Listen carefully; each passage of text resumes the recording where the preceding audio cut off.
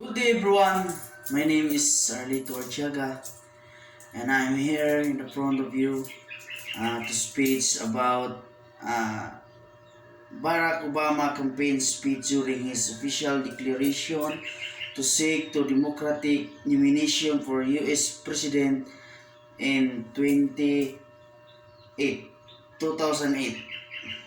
Let me begin by saying thanks to all of you who traveled from far and why to brave the cold today? We all need this journey for a reason.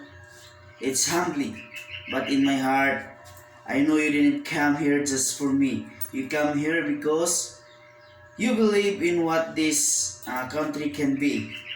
In the face of war, you believe there can be peace.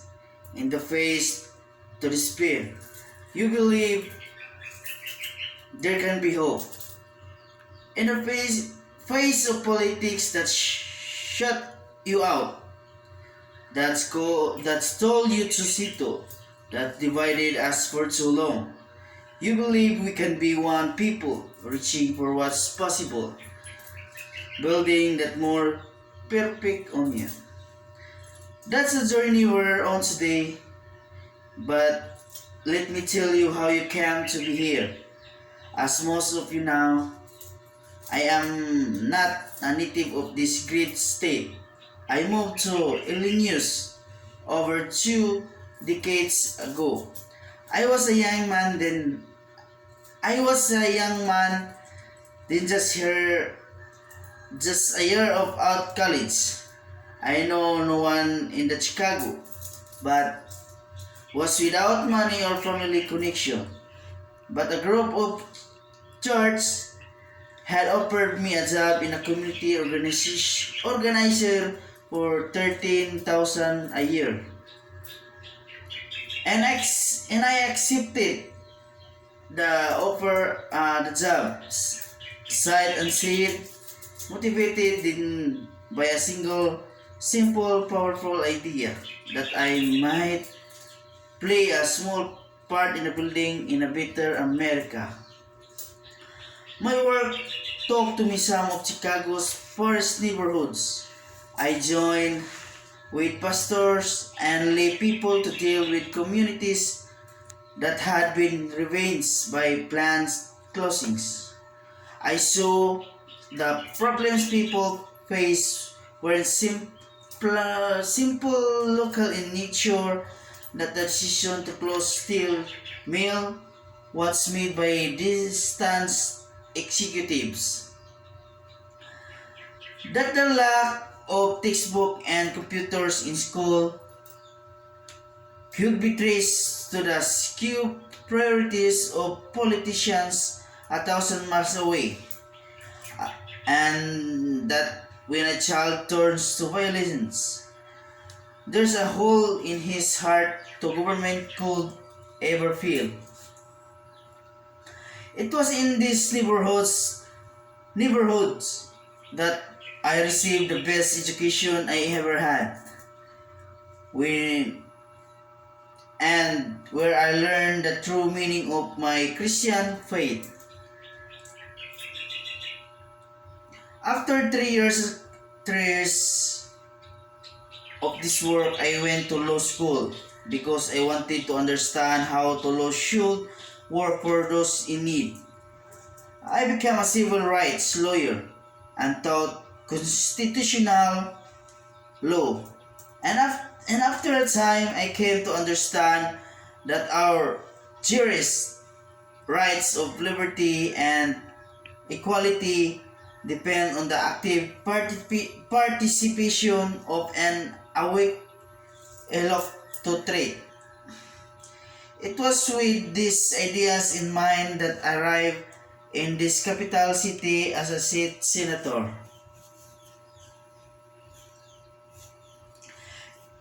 It was here in Springfield where I saw all that is America converts, farmers and teachers, businessmen and laborers, all of them with a story to tell. all of them seeking a seat at the table, all of them clamoring to be heard. I made lasting friendship here, friends that I see in the audience today. It was here we learned to disagree without being disagreeable. That that is possible to compromise so long as you know those principles that can be never be compromised, and that so long we're willing to listen to each other, we can assume the best in people instead of the worst. That's why we are able to reform a death penalty system. That's why we were able to give health insurance to children in need.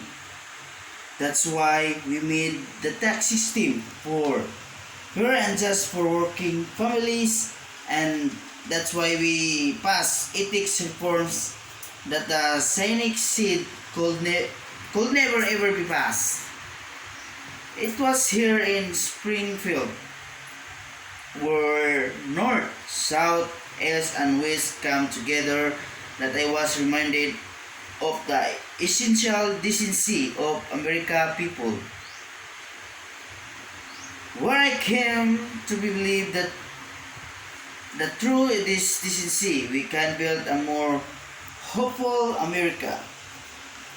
And that this is why in the shadow of Old State Capitol where Lincoln on called on a divided house to stand together, where common hopes and common dreams still, I stand before you today to announce my candidacy for President of the United States.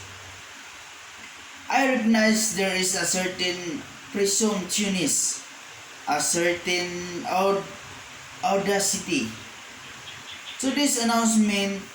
I know I have spent a lot of time learning the ways of Washington, but I've been there long enough to know that the ways of Washington much change. The genius of our founders in that they designed a system of government that can be changed, and we should take heart because we've changed this country before in the face of tyranny. A band of patriots brought an empire to its knees. In the face of secessions, we unified a nation and set the captives free. In the face of depression, we put people back to work and lifted millions out of poverty. We welcome immigrants to our shores. We opened railroads to the west. We landed a man on the moon. And we heard a king's call to let justice roll down like water and righteousness like a mighty streams. Each and every time a new generation has risen up and done what's needed to be done. Today we are called once more, and it is time for our generation to answer that call. For that is our unyielding faith. That is the face of impossible odds. People who love their country can be changed it. That's what Abraham Lincoln understood. He had his doubt. He had his defeats. He had his setbacks. But through his willing and his words, he moved a nation and helped free a people. It is because of the millions who really uh, to his cause that we are no longer divided, north and south, slave and free. It is because men and women of every race from every walk of life continue to march for freedom long after Lincoln was laid to rest. That today we have the chance to face the challenges of this millennium together as one people, as Americans. All of us know what those challenges are today. A war with no end, a dependence on oil that threatens our future. School where to play, it's where too many children aren't learning, and families struggling paycheck to paycheck despite working as hard as they can. We know the challenges, we heard them, we talk about them of years. What stops us from meeting this challenge is not the absence of sound policies and sensible plans. What stops us is the failure at leadership, the smallest of our politics, that is which we distract by the petty and trivial, our chronic avoidance of thought decisions, our preference for scoring cheap political points instead of rolling up our sleeves and building a work continues to tackle big problems. For the last 6 years, we've been told that our mounting dips don't matter. We've been told that anxiety Americans feel about raising healthcare costs and stagnant wages are an illusions. We've been told that climate change is a hoax, and that talk and an ill convince war can replace diplomacy and strategy and foreign side. And when all else fails, when Katrina happens or the death toll in Iraq mounts, we've been told that our crises are somebody else's fault. We're distracted from our real failures and told to blame the other party or great people or immigrants. And as people have locked away in disillusionment and frustration, we know what's filled the void, the cynics and the lobbyists and the special interests who turn our government into a game only they can afford to play. They write the check if you get stuck with the bills. They get the access while you get to write a letter. They think they own this government, but we're here today to take it back. The time of the politics is over. It's time to turn the page. We made some progress already. I was proud to help lead the fight in Congress that led on the most sweeping ethics reform since Watergate. But Washington has a long way to go, and it won't be easy. That's why we'll have to set priorities. We'll have to make hard choices. And although government will play a crucial role in bringing about the changes we need, more money and programs alone will not get us where we need to go. Each of us in our own lives will have to accept responsibility for instilling an ethic of achievement in our children, for adapting to a more competitive economy, for strengthening our communities, and sharing some measure of sacrifice. So let us begin this work this hard work together. Let us transform this nation. Let us be the generation that reshapes our economy to compete in the digital age. Let us high standard for our schools and give them the resources they needed to succeed. Let us recruit a new army of teachers and give them better pay and more support in exchange for more accountability. Accountability. Let's make college more affordable and let us invest the scientific research.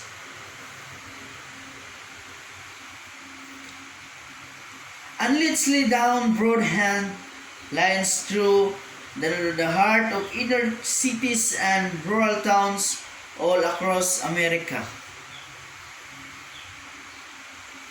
And as our economy changes, let's be the generation that ensure our nation workers are sharing in our prosperity. Let's protect the hard-earned benefits their companies have promised. Let's make it possible for hardworking Americans to save for retirement. And let's allow our union and their organizers to lift up this country's middle class again.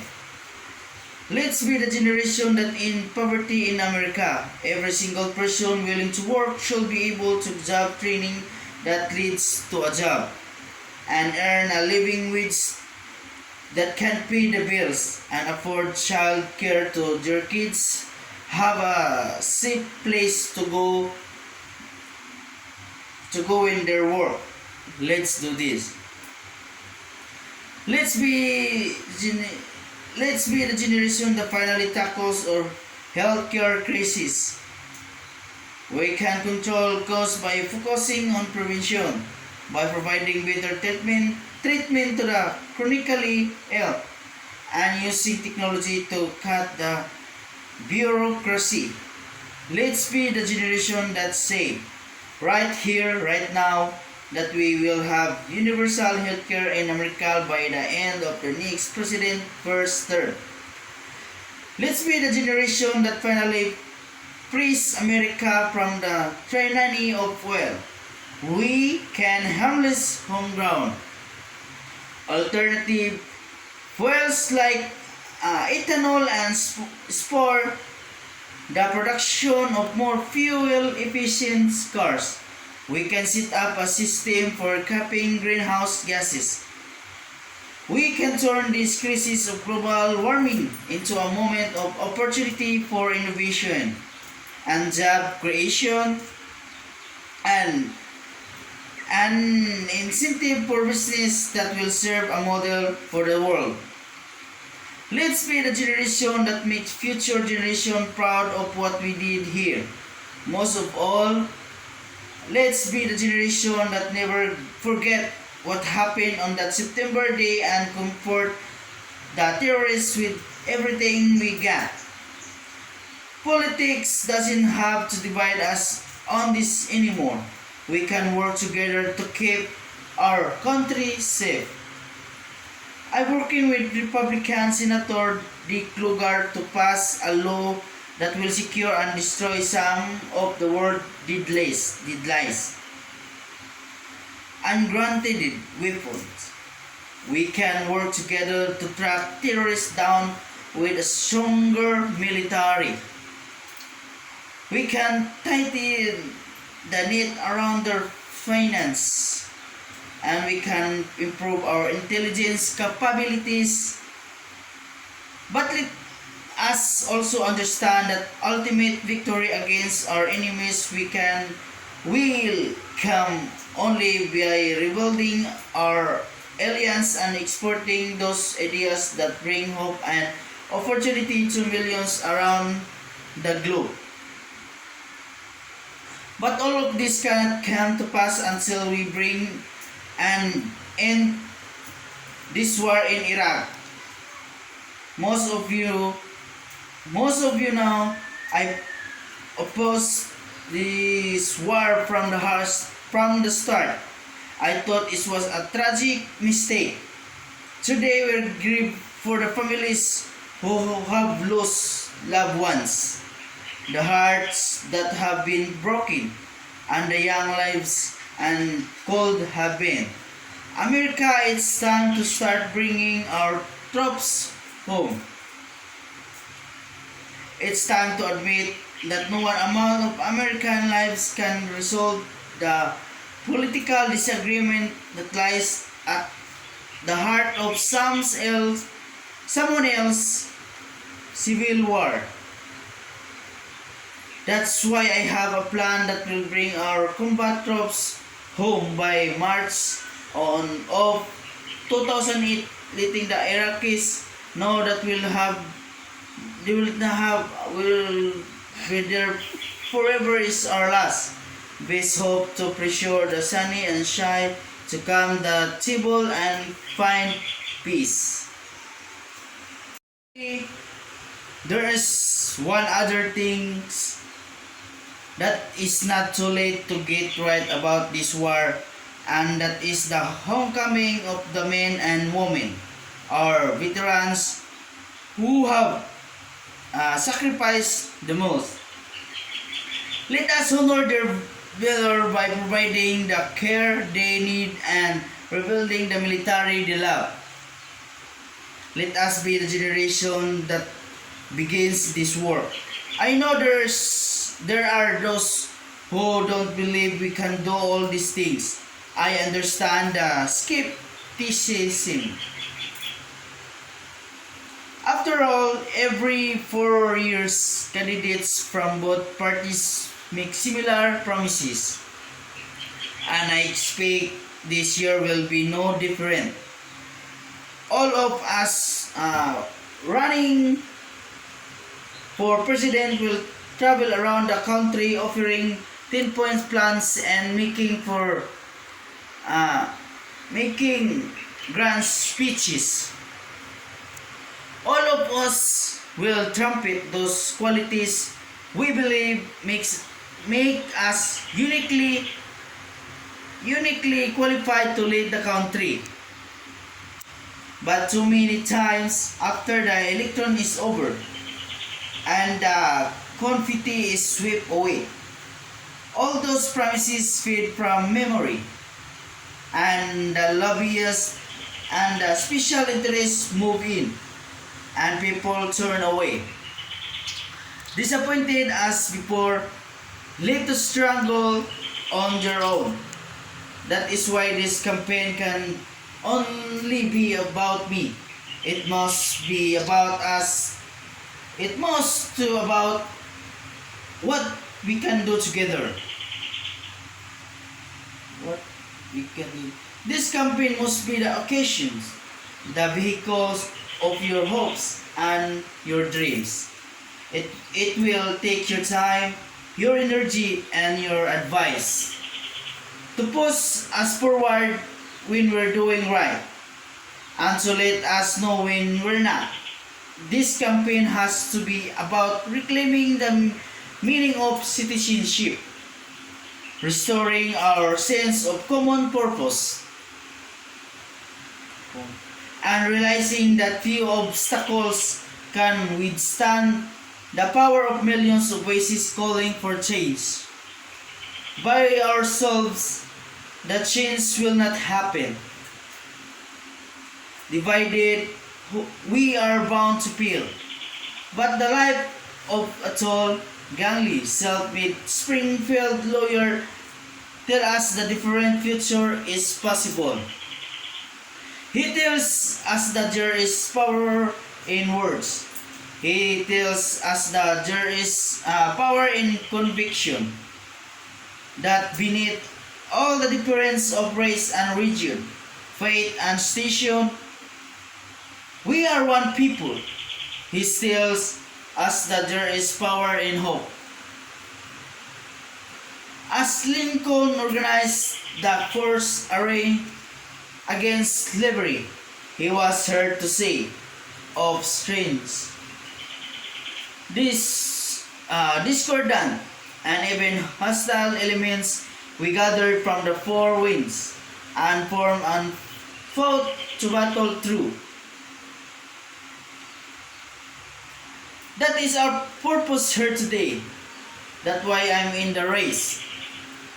Not just to hold an office, but to gather with you to transform a nation.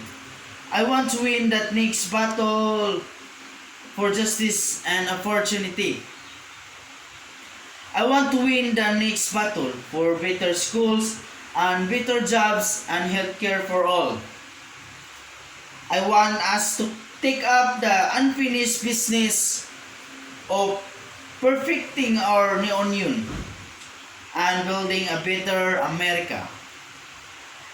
And if you will join me in this improbable quest, if you feel destiny calling and see as I see, a future of endless possibility switching before us.